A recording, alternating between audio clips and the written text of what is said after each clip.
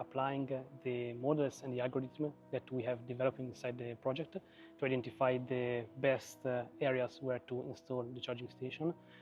Our goal is to identify the best place both for covering the request of our EV drivers and to control the cost of the grid expansion. So at the moment we are making a work of planning where to install, how to install. Then of course we will have to share it with the municipality and define with them a cluster of installation and give the priority to the different areas.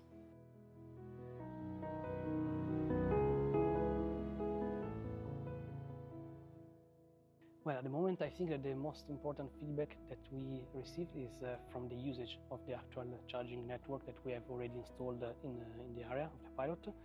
We are seeing that in the last months the usage of this charging station has increased in a steady way, and I think that this is the best information, the best feedback that we can receive from our customer, from the EV drivers. If the drivers use the charging station and they use it more and more, of course this is a good sign for us.